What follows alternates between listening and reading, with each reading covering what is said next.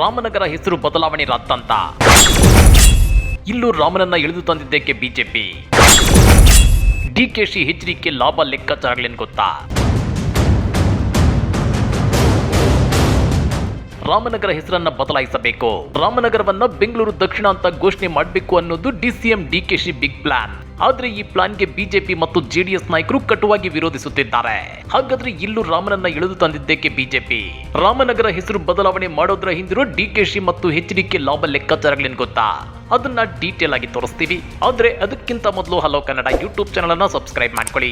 ಹಾಗೇನೆ ಪಕ್ಕದಲ್ಲಿರೋ bell button ಅನ್ನು ಪ್ರೆಸ್ ಮಾಡಿ. ಬ್ರಾಂಡ್ ಬೆಂಗಳೂರು. ಡಿಕೆಶಿ ಬೆಂಗಳೂರಿಗರಿಗೆ ಕೊಟ್ಟಿದ್ದ ಮಾತಿದು. ಮುಂದಿನ 5 ವರ್ಷಗಳಲ್ಲಿ ಬೆಂಗಳೂರನ್ನ ಬ್ರಾಂಡ್ ಬೆಂಗಳೂರು ಮಾಡ್ತೀನಿ ಅಂತ ಹೇಳಿದ್ರು.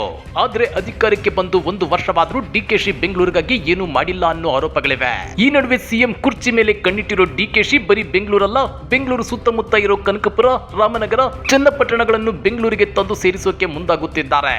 ಆ ಮೂಲಕ ಇಷ್ಟು ದಿನ ಕನಕಪುರಕ್ಕೆ ಮಾತ್ರ ಸೀಮಿತವಾಗಿದ್ದ ತಮ್ಮ ಸಾಮ್ರಾಜ್ಯವನ್ನ ಬೆಂಗಳೂರು ಸೇರಿದಂತೆ ರಾಮನಗರ, ಚನ್ನಪಟ್ಟಣಕ್ಕೂ ವಿಸ್ತರಿಸಿಕೊಳ್ಳೋದಕ್ಕೆ ಮುಂದಾಗಿದ್ದಾರೆ. ಆದ್ರೆ ಕಳೆದ ಲೋಕಸಭಾ ಚುನಾವಣಾ ಟೈಮಲ್ಲಿ ತಾವು ಉಸ್ತುವಾರಿ ಹೊಂದಿದ್ದ ಕನಕಪುರ, ಬೆಂಗಳೂರು ನಗರ ಮತ್ತು ಹಳೆ ಮೈಸೂರು ಭಾಗದಲ್ಲಿ ಕಾಂಗ್ರೆಸ್ಗೆ ಭಾರಿ ಹಿನ್ನಡೆಯಾಗಿದ್ದು, ಡಿಕೆ ಶಿವಕುಮಾರ್ ಸಿಎಂ ಕನಸಿಗಷ್ಟೇ ಅಲ್ಲ, ಅವರ ಸ್ಪೀಡ್ಗೂ ಬ್ರೇಕ್ ಬಿದ್ದಿದೆ. ಹೀಗಾಗಿ ತಮ್ಮ ಹಳೆ ಚಾರ್ಮ್ಗೆ ಡಿಕೆಶಿ ಮರಳಬೇಕು ಅಂದ್ರೆ ಈ ಸಲದ ಬೈ ಎಲೆಕ್ಷನ್ ನಲ್ಲಿ ಚನ್ನಪಟ್ಟಣದಲ್ಲಿ ಕಾಂಗ್ರೆಸ್ ಅಭ್ಯರ್ಥಿಯನ್ನ ಗೆಲ್ಲಿಸಿಕೊಳ್ಳಲೇಬೇಕು. ಜೊತೆಗೆ ಬೆಂಗಳೂರು ವ್ಯಾಪ್ತಿಯನ್ನ ರಾಮನಗರಕ್ಕೂ ವಿಸ್ತರಿಸಿ ಫುಲ್ ಕ್ರೆಡಿಟ್ ತಾವೇ ತಗೋಬೇಕು ಅಂತೇಳಿ ಪ್ಲಾನ್ ಮಾಡಿದ್ದಾರೆ. ನಿಮ್ಗೆ ಗೊತ್ತಿರಲಿ, ಕೆಲ ತಿಂಗಳ ಹಿಂದೆ ಡಿಕೆಶಿ ಕನಕಪುರದಲ್ಲಿ ನಿಂತು ಒಂದು ಮಾತನ್ನ ಹೇಳಿದ್ರು. ಮುಂದೊಂದು ದಿನ ಕನಕಪುರ ಬೆಂಗಳೂರು ವ್ಯಾಪ್ತಿಗೆ ಬರುತ್ತೆ. ನಿಮ್ಮ ಜೋಬಿಗೆ ನಾನು ನೇರವಾಗಿ ದುಡ್ಡು ಹಾಕಲು, ಮನೆ ಕಟ್ಟಿಸಿಕೊಡಲು ಆಗೋದಿಲ್ಲ. ನಿಮ್ಮ ಆಸ್ತಿ ಮೌಲ್ಯಗಳನ್ನ 10 ಪಟ್ಟು ಹೆಚ್ಚು ಮಾಡುವ ಶಕ್ತಿಯನ್ನ ದೇವರು ನನಗೆ ಕೊಟ್ಟಿದ್ದಾನೆ. ನಿಮ್ಮ ಮಕ್ಕಳು ಮೊಮ್ಮಕ್ಕಳಿಗೆ ವಿದ್ಯೆ ನೀಡಬಹುದಷ್ಟೇ. ಕನಕಪುರದವರು ರಾಮನಗರ ಜಿಲ್ಲೆಯವರಲ್ಲ, ಬೆಂಗಳೂರು ಜಿಲ್ಲೆಯವರು ಅನ್ನೋದನ್ನ ನೆನಪಲ್ಲಿ ಇಟ್ಟುಕೊಳ್ಳಿ ಅಂತೇಳಿ ಡಿಸಿಎಂ ಡಿಕೆ ಶಿವಕುಮಾರ್ ಹೇಳಿದ್ರು. ಇದೀಗ ಇದೇ ಮಾತನ್ನ ಉಳಿಸಿಕೊಳ್ಳಲು ಡಿಕೆ ಶಿವಕುಮಾರ್ ಮುಂದಾಗಿದ್ದಾರೆ. ರಾಮನಗರ ಅನ್ನೋ ಹೆಸರನ್ನ ಬದಲಾಯಿಸಿ ಬೆಂಗಳೂರು ದಕ್ಷಿಣ ಅನ್ನೋ ಹೆಸರನ್ನ ನಾಮಕರಣ ಮಾಡಲು ಡಿಕೆ ಶಿವಕುಮಾರ್ ಪ್ಲಾನ್ ಮಾಡಿದ್ದಾರೆ. ಈ ಸಂಬಂಧ ಅಧಿಕೃತವಾಗಿ ಸಿಎಂ ಸಿದ್ದರಾಮಯ್ಯನವರನ್ನ ಭೇಟಿ ಮಾಡಿ ಮನವಿ ಕೂಡ ಸಲ್ಲಿಸಿದ್ದಾರೆ. ಹಾಗಾದ್ರೆ ರಾಮನಗರ ಹೆಸರು ಬದಲಾವಣೆ ಮಾಡೋದ್ರ ಹಿಂದಿರೋ ಉದ್ದೇಶವಾದ್ರೂ ಏನೋ? ಡಿಕೆಶಿ ಇದನ್ನ ಯಾಕೆ ಅಷ್ಟೊಂದು ಪ್ರತಿಷ್ಠೆಯಾಗಿ ತಗೊಂಡಿದ್ದಾರೆ ಅಂತ ನೋಡೋದಾದ್ರೆ, 2007ರಲ್ಲಿ ಎಚ್.ಡಿ. ಕುಮಾರಸ್ವಾಮಿ ಅವರು ರಾಮನಗರ ಜಿಲ್ಲೆಯನ್ನ ಘೋಷಣೆ ಮಾಡಿದ್ರು. ಆದ್ರೀಗ ಡಿಕೆಶಿ ರಾಮನಗರ ಹೆಸರನ್ನೇ ಬದಲಾಯಿಸಲು ಹೊರಟಿದ್ದಾರೆ. ಅದು ಯಾಕೆ ಅಂದ್ರೆ, ಡಿಕೆಶಿನೇ ಹೇಳಿರೋ ಪ್ರಕಾರ ಅಮೆರಿಕದ ಅಕ್ಕಪಕ್ಕದ ಸ್ಥಳಕ್ಕೆ ಪ್ರವಾಸಕ್ಕೆ ಹೋದ್ರೆ ಅಮೆರಿಕಕ್ಕೆ ಹೋಗಿದ್ದೆ ಅಂತ ಹೇಳುತ್ತಾರೆ. ಹಾಗೇನೆ ವಿಶ್ವವೇ ಬೆಂಗಳೂರನ್ನ ನೋಡುತ್ತಿದೆ. ಹೀಗಾಗಿ ರಾಮನಗರದ ಹೆಸರನ್ನ ಬೆಂಗಳೂರು ದಕ್ಷಿಣ ಅಂತ ಹೆಸರು ಬದಲಾವಣೆ ಮಾಡಿದ್ರೆ ಈ ಭಾಗದಲ್ಲಿ ಅಭಿವೃದ್ಧಿಯಾಗುತ್ತೆ. ಹೆಚ್ಚೆಚ್ಚು ಕೈಗಾರಿಕೆಗಳು, ಕಂಪನಿಗಳು ಇಲ್ಲಿಗೆ ಬರ್ತವೆ. ಇದರಿಂದ ಇಲ್ಲಿನ ಜನ ಆರ್ಥಿಕವಾಗಿ ಬಲಗೊಳ್ಳುತ್ತಾರೆ. ಜೊತೆಗೆ ಈ ಭಾಗದ ರೈತರ ಜಮೀನಿಗೆ ಭಾರಿ ಬೇಡಿಕೆ ಬರಲಿದೆ. ಅಲ್ಲದೆ ಈ ಭಾಗದಲ್ಲಿ ಇನ್ನೊಂದು ವಿಮಾನ ನಿಲ್ದಾಣ ಮಾಡಬೇಕೆಂಬ ಪ್ಲಾನ್ ಇದೆ. ಹೀಗೆ ಎಲ್ಲ ಅಂಶಗಳಿಂದ ಡಿಕೆ ಶಿವಕುಮಾರ್ ಅವರು ರಾಮನಗರ ಹೆಸರನ್ನ ಬದಲಾವಣೆ ಮಾಡಿ ಬೆಂಗಳೂರು ದಕ್ಷಿಣ ಮಾಡಲು ಹೊರಟಿದ್ದಾರೆ. ಒಂದೇ ಕಲ್ಲಲ್ಲಿ 2 ಹಕ್ಕಿ ಹೊಡೆಯೋ ಪ್ಲಾನ್. ಡಿಕೆಶಿ ಪ್ಲಾನ್ಗೆ ಕಮಲದಳ ಬಿಲಬಿಲ. ಇನ್ನ ಡಿಕೆ ಶಿವಕುಮಾರ್ ಅವರ ಈ ಬದಲಾವಣೆ ತಂತ್ರವನ್ನ ರಾಜಕೀಯವಾಗಿ ಗಮನಿಸಿದ್ರೆ, ಹೆಸರು ಬದಲಾವಣೆಯ ಮೂಲಕ ಕೇಂದ್ರ ಸಚಿವ ಎಚ್.ಡಿ. ಕುಮಾರಸ್ವಾಮಿ ಅವರಿಗೆ ಮಾಸ್ಟರ್ ಸ್ಟ್ರೋಕ್ ಕೊಡಲು ಪಣ ತೊಟ್ಟಂತಿದೆ. ಬೆಂಗಳೂರಿನ 2ನೇ ವಿಮಾನ ನಿಲ್ದಾಣ ರಾಮನಗರ ಜಿಲ್ಲೆಯ ಜಮೀನು ಬೆಲೆಯಲ್ಲಿ 1-2 ಏರಿಸುವುದರ ಮೂಲಕ ಸ್ಥಳೀಯ ಜನರನ್ನ ಆರ್ಥಿಕವಾಗಿ ಬಲಗೊಳಿಸಿದ ಕ್ರೆಡಿಟ್ ಪಡೆಯಲು ಡಿಕೆಶಿ ಮುಂದಾಗಿದ್ದಾರೆ.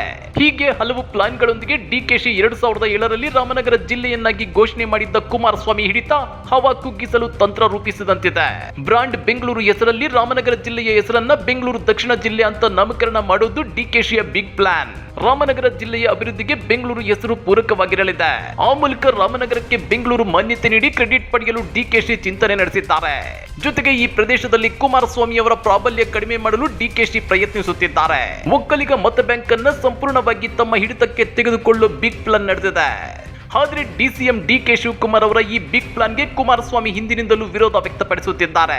ಗ್ರೇಟರ್ ಬೆಂಗಳೂರು ಮಾಡ್ತೇವೆ ಅಂತ ಹೇಳಿದ್ದ ಡಿಕೆ ಶಿವಕುಮಾರ್ ವಿರುದ್ಧ ಕುಮಾರಸ್ವಾಮಿ ವಾಗ್ದಾಳಿ ನಡೆಸಿದ್ರು. ಇದು ತಮ್ಮ ಬೇನಾಮಿ ಆಸ್ತಿ ಸಕ್ರಮ ಮಾಡಿಕೊಳ್ಳಲು ಡಿಕೆಶಿ ಪ್ಲಾನ್ ಅಂತೇಳಿ ಆರೋಪಿಸಿದ್ರು. ಇದೀಗ ಅಧಿಕೃತವಾಗಿ ರಾಮನಗರ ಹೆಸರು ಬದಲಾವಣೆಗೆ ಡಿಸಿಎಂ ಡಿಕೆ ಶಿವಕುಮಾರ್ ಹೆಜ್ಜೆ ಇಟ್ಟಿದ್ದು ಚನ್ನಪಟ್ಟಣ ಉಪಚುನಾವಣೆ ಸಂದರ್ಭದಲ್ಲಿ ಹೆಸರು ಬದಲಾವಣೆಯ ಕಿಡಿ ಹೊತ್ತಿಸಿದ್ದಾರೆ. ಹೀಗಾಗಿ ಕುಮಾರಸ್ವಾಮಿ ಮತ್ತು ಡಿಕೆ ಶಿವಕುಮಾರ್ ನಡುವೆ ಮತ್ತೊಂದು ಸುತ್ತಿನ ವಾಕ್ಸಮರಕ್ಕೆ ವೇದಿಕೆ ಸೃಷ್ಟಿಯಾಗೋದು ಗ್ಯಾರಂಟಿ. ಇನ್ನ ಈ ಬಗ್ಗೆ ರಿಯಾಕ್ಟ್ ಮಾಡಿರೋ ಕೇಂದ್ರ ಸಚಿವ ಎಚ್ ಡಿ ಕುಮಾರಸ್ವಾಮಿ ಹೊಸ ಸರ್ಕಾರ ರಚನೆ ಮಾಡಿದ ಮೇಲೆ ರಾಮನಗರ ಹೆಸರು ಬದಲಾವಣೆ ಮಾಡಲು ಹೊರಟಿದ್ದಾರೆ. ಇದನ್ಯಾಕೆ ಮಾಡುತ್ತಿದ್ದಾರೋ ಗೊತ್ತಿಲ್ಲ. ಬೆಂಗಳೂರು ವಂಶಸ್ಥರು ನಾವು ಅಲ್ಲಿಗೆ ಸೇರಬೇಕು, ಬೆಂಗಳೂರಿಗೆ ಸೇರ್ಪಡೆಯಾದ್ರೆ ಮೂಟೆಗಟ್ಟಲೆ ತುಂಬಬಹುದು ಎಂದು ಡಿಕೆ ಶಿವಕುಮಾರ್ಗೆ ಟಾಂಗ್ ಕೊಟ್ಟಿದ್ದಾರೆ. ಮತ್ತೊಂದು ಕಡೆ ಬಿಜೆಪಿ ಮಾಜಿ ಸಚಿವ ಸಿಎನ್ ಅಶ್ವಥ್ ನಾರಾಯಣ್ ಕೂಡ ಪ್ರತಿಕ್ರಿಯಿಸಿದ್ದು, ರಾಮ ಇದ್ದಾನಿ ಅಂತ ರಾಮನಗರ ಹೆಸರು ಬದಲಾಯಿಸುತ್ತಿದ್ದಾರೆ. ನಾಮಕರಣ ಮಾಡೋದೇ ಇವರ ದೊಡ್ಡ ಸಾಧನೆ. ಬೆಂಗಳೂರು ದಕ್ಷಿಣ ಜಿಲ್ಲೆ ಎಂದು ಆಗಬೇಕೆಂದು ಮನವಿ ಸಲ್ಲಿಸಿದ್ದಾರೆ. ಇದನ್ನ ಒಪ್ಪಿಕೊಳ್ಳೋದಕ್ಕೆ ಸಾಧ್ಯವೇ ಇಲ್ಲ. ರಿಯಲ್ ಎಸ್ಟೇಟ್ ಬೆಲೆ ಹೆಚ್ಚಾಗುತ್ತೆ ಎಂಬ ಕಾರಣ ಕೊಟ್ಟಿದ್ದಾರೆ. ಮೆಡಿಕಲ್ ಕಾಲೇಜನ್ನ ಕನಕಪುರಕ್ಕೆ ಕೊಂಡೊಯ್ಯುವ ವ್ಯಕ್ತಿ ರಾಮನಗರ ಜಿಲ್ಲೆಯ ಅಭಿವೃದ್ಧಿ ಮಾಡಿಲ್ಲ. ದುಡ್ಡು ಜಾಸ್ತಿ ಸಿಗುತ್ತೆ ಎಂದು ಅಪ್ಪನ ಹೆಸರು ಬದಲಾಯಿಸುತ್ತಾರೆ ಅಂತೇಳಿ ವಾಗ್ದಾಳಿ ನಡೆಸಿದ್ದಾರೆ. ಹಾಗಾದ್ರೆ ರಾಮನಗರ ಹೆಸರನ್ನ ಬದಲಾಯಿಸೋದ್ರ ಹಿಂದೆ ಡಿಕೆಶಿ ಲೆಕ್ಕಾಚಾರ ವರ್ಕೌಟ್ ಆಗುತ್ತಾ?